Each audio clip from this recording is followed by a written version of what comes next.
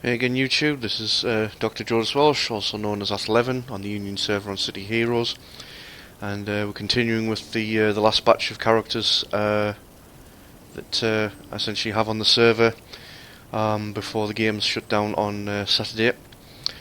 This is probably another quick one, just as quick as the Eric Bridgeland video to be honest, because there's another character that didn't really get played much.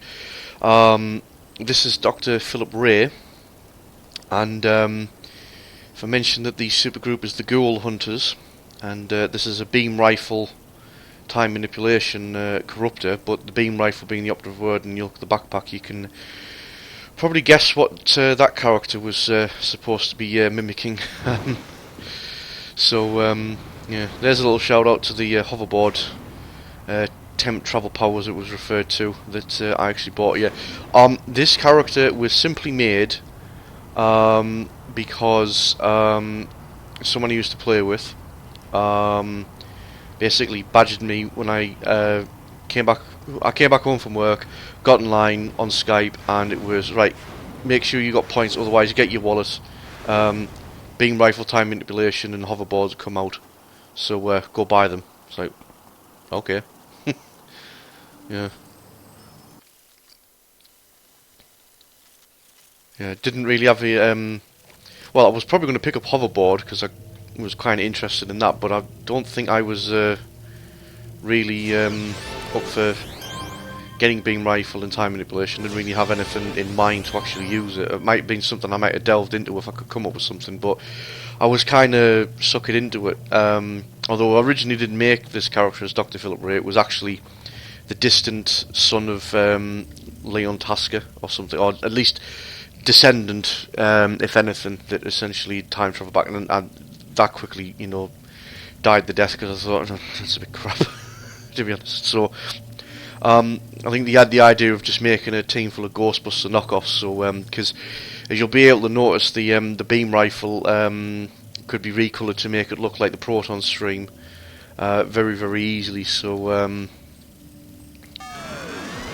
actually trying to just get myself familiar with.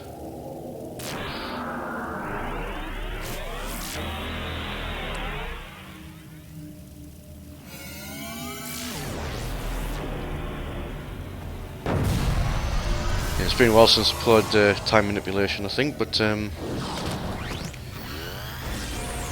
how we do.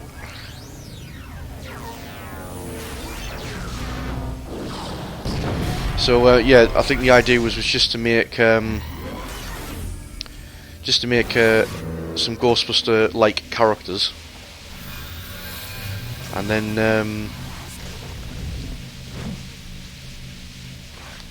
that was pretty much it. Really, I'm struggling for really what to say. So it was just a case of, yeah, we just made some Ghostbusters-inspired characters, and that was it.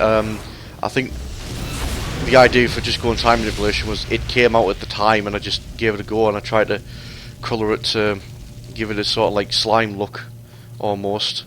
Just to give it at least something, but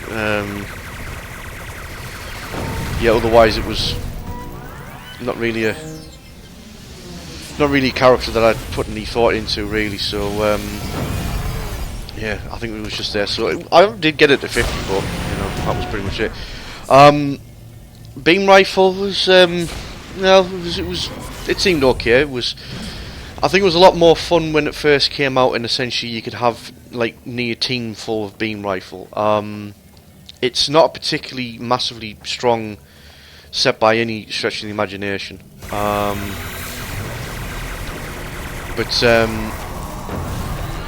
I think the idea, yeah, essentially the idea behind it was based off this disintegrate power. So the idea is apply disintegrate on a enemy, and then what would happen is that you'd fire off your, well, that's just giving a good example there at least. So your subsequent attacks would essentially do more damage because disintegration was on the enemy, so you'd end up doing more damage that way.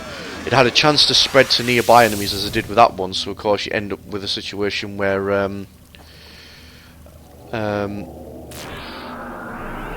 you do more damage overall on the mobs. But it was it was so heavily reliant on it essentially that without it you weren't really doing a lot of damage to it. Now, if you were teamed with other beam rifle characters though, their disintegration you could still work with.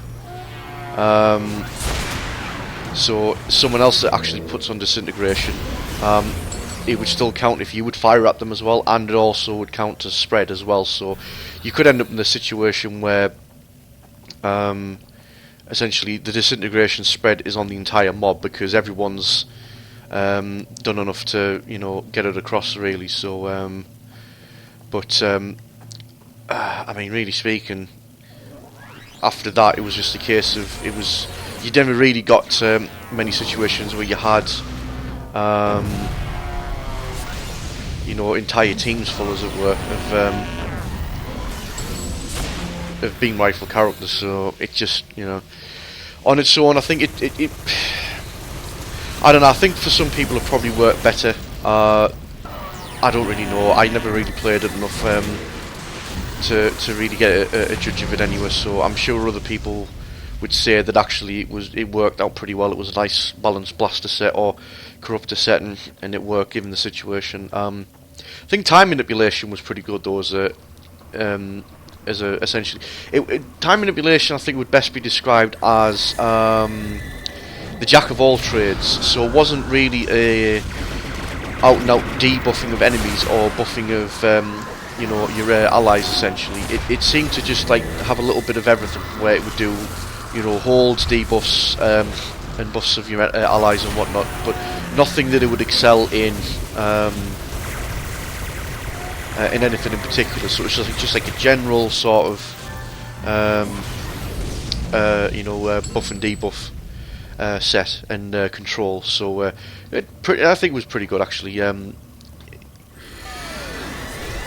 Might have worked better with a different combination than beam rifle, I don't really know, but I just went with it just because they were both out at the time, and it was in a case of, right, you know, it was an excuse to, you know, play, but otherwise just, yeah, again it was a case of I don't really think there was actually much more I could say about this character, so I'll just say about probably finishing this off and then leaving it there.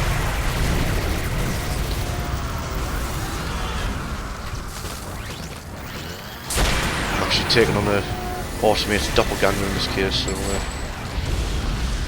there we go. Another crash to Snook now, must be said. So picked up on what was happening with other new blaster sets, in the sense that they were actually getting rid of essentially crash the Snook. So the overcharge was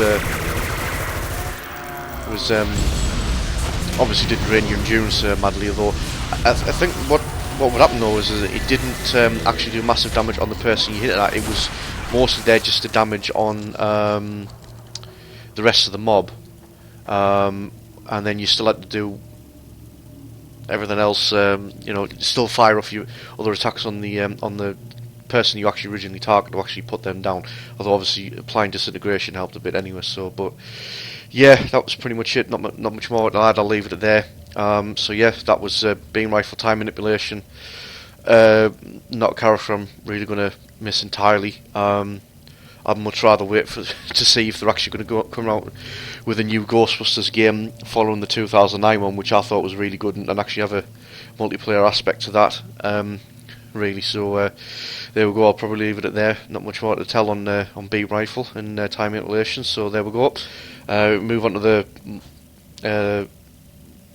you know, more played characters next, the final two essentially. So stay tuned, more to come, and I'll catch you later.